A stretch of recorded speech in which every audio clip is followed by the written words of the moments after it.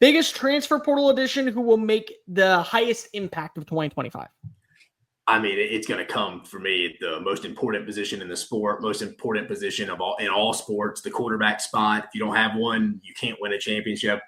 I think the low-hanging fruit is Shumate for me at Oklahoma. I mean, it has to be. I mean, for the Oklahoma to go win 9 games like me and you were just talking about, Baron, like I mentioned, if they stay relatively healthy, I think they certainly can. But if you told me Shumate wasn't or was below average or wasn't as advertised, I'd say no way. Like he has to be good for them to win 9 games, and I think he certainly can. Again, he's my favorite addition out of the transfer portal, winter or spring. So I'm fired up if I'm a Sooner fan about him coming in, like you mentioned with Ben Arbuckle.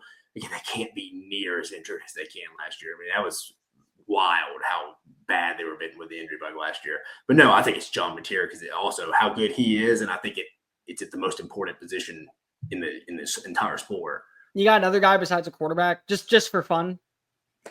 I think Isaiah Horton can really elevate Alabama's passing game, especially, again, I think Ty Simpson's a massive question mark.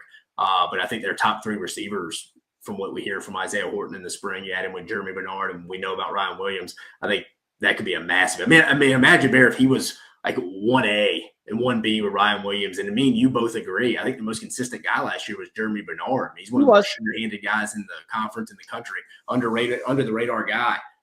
Plays that little John Mechie role for him if you want to go back a little bit. But no, I would probably go him. It would be a guy that if you told me not to name a quarterback. I won't go quarterback because Mateer's probably the most impactful, and I agree with you on that just because of what the position is. I'll go with 2 other ones. I think Ahmad Hardy coming on in from Louisiana Monroe, especially for what we know about the offense underneath Kirby Moore, that's an underrated move. That's a guy that last year had over 1,300 rushing yards in the Sun Belt. And a lot of people kind of were like, hey, who's this kid out of nowhere? Well, he's a now starting running back in the SEC at Columbia. And I think that, again, if we're talking about this Missouri team that may end up getting to 9 or 10 wins because of what their record is, you got to be able to have a stable run game. They had a stable run game when they got to 11 wins with Cody Schrader. They had a stable run game when they had Nate Noel and Marcus Carroll take pressure off of Brady Cook last year. I think you need to have that. And I think that the pairing of him and Jamal Roberts is going to be really interesting. And again, you just take pressure off of what Bo Pabula is going to be as a quarterback as he gets acclimated being a full-time starter. That's really important. But I've already said this is my favorite transfer portal move, not named Shumate in this entire cycle, either cycle.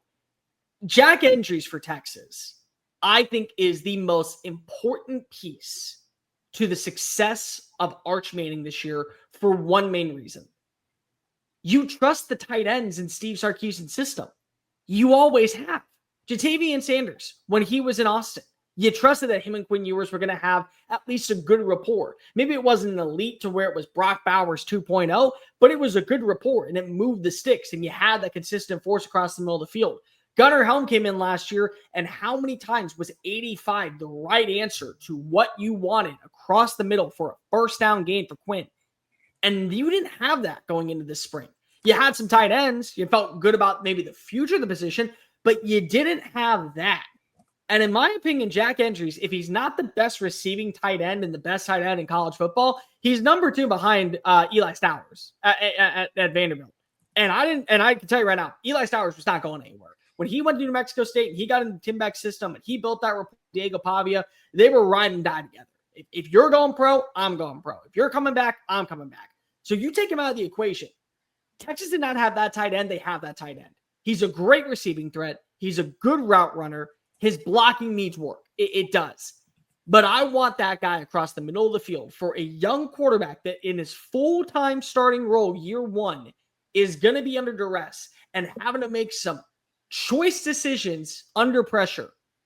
Give me that dude who's going to be 8 yards in the flats, turn it upfield for a first down, and keeping positive momentum.